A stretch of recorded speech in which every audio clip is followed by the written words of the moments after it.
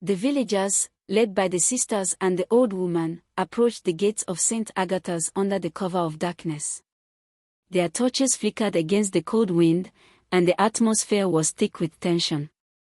Amora and Kyra briefed the group about the sanctuary and the ritual set to take place. "We must act quickly," Amora urged. "The nuns won't hesitate to stop us, and we don't know how many of them are part of this." The villagers exchanged uneasy glances, but their determination was evident. Many had lost loved ones to the school's dark history, and the pain of those losses now fueled their courage. Among them was a middle-aged man who had lost his niece years ago.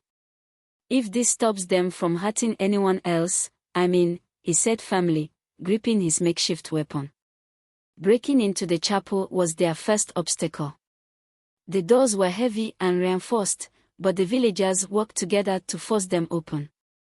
The loud crash echoed through the school, and within moments, the sound of hurried footsteps filled the air. The first nun to appear was Sister Imelda, her face a mask of fury. "What is the meaning of this?" she demanded, her voice echoing through the chapel. But before she could react, the villagers surged forward, overpowering her and tying her hands. Amora and Kyra led the group to the tapestry concealing the sanctuary's entrance. As they descended into the dark chamber, their nerves were frayed, but their purpose remained clear. The air grew colder with each step, and a sense of foreboding settled over them. When they reached the sanctuary, they were met with a horrifying sight. The nuns were already there, their chanting growing louder as a strange light emanated from the altar. The ritual had begun. The headmistress stood at the center of the sanctuary, her arms raised high as she led the chant. Around her, the other nuns formed a circle, their faces blank yet eerily focused. On the altar lay a girl, barely conscious, her wrist bound and her face pale. Amora's blood boiled at the sight. "We have to stop them now," she whispered urgently to Kyra. The villagers spread out, their torches casting flickering light across the room. The headmistress noticed their presence first. Her chanting stopped abruptly, and she turned to face them with an expression of cold disdain. "You have no idea what you're interfering with," she said, her voice calm but menacing. "We know enough," Amara shot back. "You've been sacrificing innocent girls for your twisted rituals, and it ends tonight." The headmistress's lips curled into a cruel smile. "Fools! Do you think you can stop what has been set in motion? The gate will open, and we will ascend beyond this mortal realm." With a nod from the headmistress, the other nuns sprang into action, their serene demeanor replaced with terrifying aggression. Chaos erupted in the sanctuary as the villagers clashed with the nuns. The air was filled with the sounds of shouting, struggling, and the clatter of overturned furniture. Amora and Kyra made their way to the altar, determined to free the girl. The headmistress moved to block their path, her eyes blazing with fury. "You will not disrupt the ritual," she hissed, lunging at them with surprising speed. Amora dodged her attack, grabbing a torch from a nearby villager. "We'll see about that," she said, her voice steady despite her fear. Together, the sisters confronted the headmistress, their determination unshakable. The headmistress was relentless, her strength and speed almost inhuman. She lunged at Amora again, but Kyra intervened, swinging a piece of wood she had picked up from the ground. The blow caught the headmistress off guard, and she stumbled back, her expression twisting with rage. Meanwhile, the villagers fought violently against the other nuns, but the battle was far from easy. The nuns moved with a ferocity that seemed unnatural, their chants occasionally breaking through the din of the fight. Each chant seemed to feed the strange energy radiating from the altar, and the glowing light grew stronger. Amora reached the altar and began untying the girl. "Hang on," she whispered. "We'll get you out of here." The girl's eyes fluttered open briefly, her lips forming a faint, grateful smile. The headmistress, regaining her footing, raised her hands and began chanting in a language neither Amora nor Kyra recognized. The symbols carved into the walls began to glow, and the air in the sanctuary grew heavy with an oppressive force. "We need to stop her," Kyra yelled, grabbing the ritual book from the altar. She flipped through its pages frantically, searching for a way to disrupt the ritual. Her eyes landed on the inscription they had seen earlier: "To close the gate, the cycle must be broken." "It's the altar," Kyra realized. "We need to destroy it." Amora grabbed the torch and slammed it against the stone surface. The flames licked at the ancient carvings but seemed to have little effect. The headmistress laughed, her voice filled with cruel amusement. "You cannot destroy what has been ordained." But the villagers, seeing what Amora and Kyra were attempting, joined in. With their combined strength, they began to chip away at the altar, their determination unyielding. As the villagers attacked the altar, the glowing light intensified, and a deafening hum filled the sanctuary. The headmistress's chant grew louder, her voice almost drowned out by the chaos. The walls seemed to tremble, and the air crackled with energy. Amora swung the torch again, this time with all her strength. A crack appeared in the surface of the altar, and the glow dimmed slightly. The headmistress let out a furious scream, her composure shattering. "No! You cannot stop the ascension." The nuns, sensing their leader's desperation, redoubled their efforts to fend off the villagers. But the villagers, fueled by years of pain and loss, fought back with renewed vigor. The sanctuary became a battleground, every corner filled with movement and sound. Kyra, still clutching the ritual book, noticed a passage detailing the altar's destruction. "Amora," she called. "It says we need to destroy the centerpiece, the stone in the middle." Amora focused her efforts on the center of the altar, where a large, black stone pulsed with an otherworldly light. She grabbed a heavy tool from one of the villagers and brought it down on the stone with all her might. The stone cracked, and a burst of light blinded everyone in the room. The headmistress let out a blood-curdling scream as the energy in the room dissipated. The glowing symbols on the walls faded, and the oppressive force vanished. The sanctuary fell silent, save for the labored breathing of the villagers and the sisters. The headmistress collapsed to the ground, her body lifeless. The remaining nuns fled, their loyalty broken. Amora and Kyra looked around, their exhaustion evident but their mission accomplished. The gate had been closed, and the cycle was finally broken. The silence in the sanctuary was deafening as the last remnants of the ritual's energy faded into nothingness. The villagers, battered but victorious, exchanged weary glances. Many had never dared step foot in St. Agatha's before, and now they stood amidst its darkest secrets. Amora and Kyra carefully carried the rescued girl from the altar. Her frail body shivered, and her lips moved as if trying to speak. "You're safe now," Amora whispered, her voice trembling with relief. The girl's eyelids fluttered before she slipped into unconsciousness, her breathing steady but shallow. As the group ascended the stairs, they encountered signs of the chaos they had left behind. Broken furniture, overturned pews, and shattered glass littered the chapel floor. The remaining nuns who had fled the sanctuary were nowhere to be found, leaving the school eerily empty. Outside, dawn was breaking, casting a warm glow over the desolate campus. The villagers gathered near the gates, their faces a mixture of triumph and grief. Many had fought valiantly, but the scars, both physical and emotional, would remain. The old woman who had led the villagers stepped forward, her gaze heavy with resolve. "We must ensure this place never harms another soul," she declared. Her words sparked murmurs of agreement, and soon plans were being made to dismantle the school and cleanse the land of its darkness. Amora and Kyra, standing at the edge of the group, exchanged a look. They had uncovered the horrifying truth, but their journey was far from over.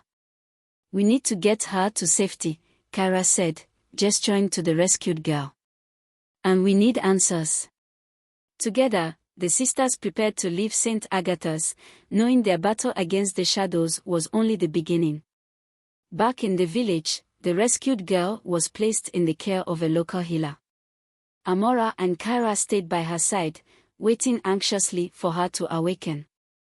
Her delicate features seemed peaceful in sleep, a stark contrast to the horrors she had endured. The healer, a kind woman with a weathered face, worked tirelessly to tend to the girl's wounds. "She's malnourished and exhausted, but she will recover," she assured the sisters. Her words brought some comfort, but the lingering questions gnawed at them. Hours later, as the sun dipped below the horizon, the girl stirred. Her eyes fluttered open, and for a moment, she seemed disoriented. When her gaze landed on Amora and Kyra, a flicker of recognition passed through her expression. "You saved me," she whispered, her voice hoarse. Kyra leaned forward, her tone gentle but urgent. "What's your name? Do you remember what happened?" The girl hesitated, her brow furrowing as she tried to recall. "My name is Chinya," she said finally. I was taken from my dormitory. They said I was chosen. They prayed over me, and then everything went dark." Amora's heart ached at the fear in Chinya's voice. "You're safe now," she assured her. "But we need to know, do you remember why they chose you?" Chinya's eyes filled with tears as she shook her head. "They said it was fate, that I was special. But I don't know why." The sisters exchanged a worried glance. The nuns' motives were still shrouded in mystery, but one thing was clear: Chinya's survival was a miracle, and her story was far from over. Over the next few days, the villagers dismantled parts of St. Agatha's, determined to rid the land of its dark history. The sisters stayed in the village, both to care for Chinya and to learn more about the school's origins. One evening, the old woman who had helped them approached their temporary shelter. She carried a worn, leather-bound book, its cover etched with strange symbols. "I thought you might want to see this," she said, handing it to Amora. It belonged to the first headmistress of St. Agatha's. Amora opened the book cautiously, flipping through its yellowed pages. Inside were handwritten notes, diagrams, and accounts of rituals eerily similar to the one they had witnessed. One entry, dated nearly a century ago, caught her eye. "The chosen ones are vessels, their purity the key to opening the gate. The ritual binds their essence to the other side, ensuring the covenant remains intact." Kyra read over her shoulder, her expression grim. "This explains why they targeted Chinya. They weren't just picking at random, they were looking for something specific." The old woman nodded. "The school was founded on lies. The nuns claimed it was a place of learning and faith, but it was always about the rituals. They used the guise of piety to hide their true intentions." Chinya, who had been listening quietly, spoke up. "So, it's over now. They can't hurt anyone else?" Amora hesitated before replying. "We stopped them this time, but we don't know if they had allies beyond the school. We need to stay vigilant." As the weight of their discovery settled over them, the sisters knew their fight against the darkness wasn't just about St. Agatha's, it was about ensuring no one else would fall victim to such evil. The village buzzed with cautious hope, but Amora and Kyra remained uneasy.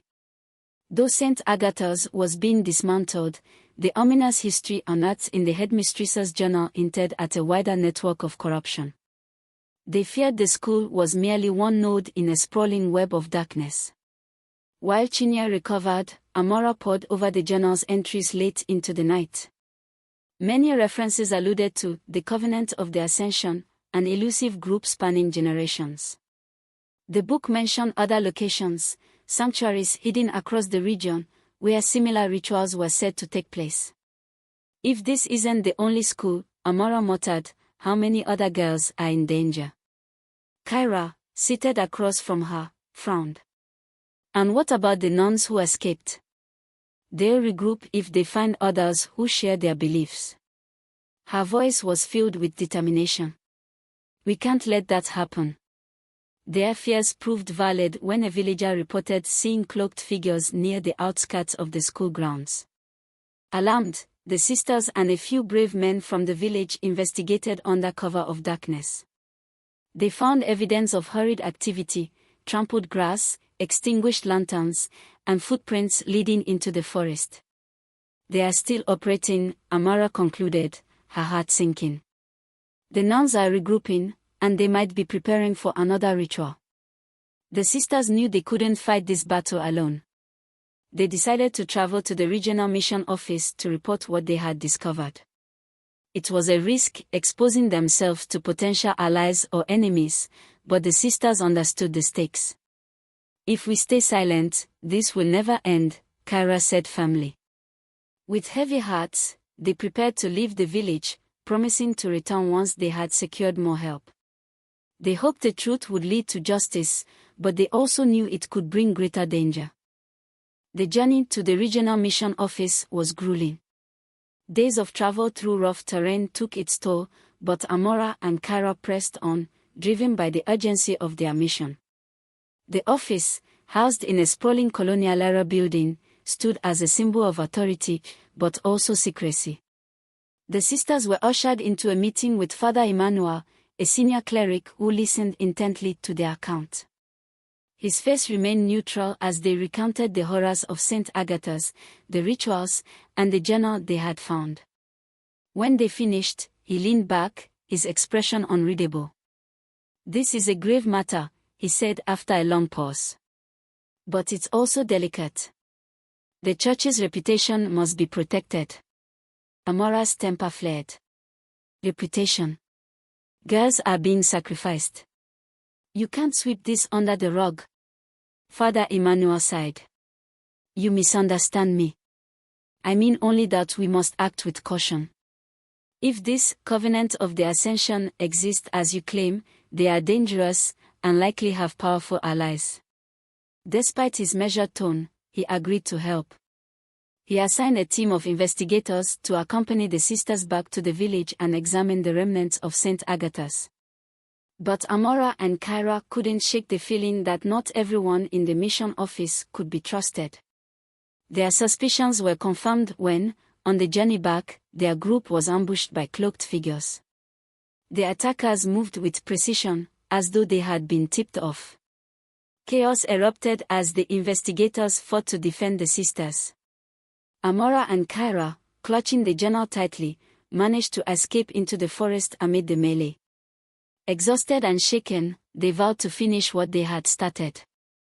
"If they are willing to go to such lengths, it means we're close to something important," Kyra said, her voice steely. "We can't stop now." Amora and Kyra returned to the village, their spirits battered but unbroken. They found the community in a state of alert. The villagers had formed patrols to protect against any potential retaliation. The sisters knew they couldn't stay long, not with the covenant haunting them. Together with the villagers, they devised a plan to destroy St. Agatha's completely, leaving no trace of the dark rituals that had been performed there. Over several days, the school's ruins were burned to the ground, the ashes scattered far from the village. The old woman led a cleansing ceremony, invoking blessings to ward off the evil that had plagued the land. Chinye, now fully recovered, insisted on joining the sisters in their quest. "They took everything from me," she said. "I won't let them do it to anyone else." Amora and Kyra welcomed her resolve, seeing in her the same determination that fueled their fight.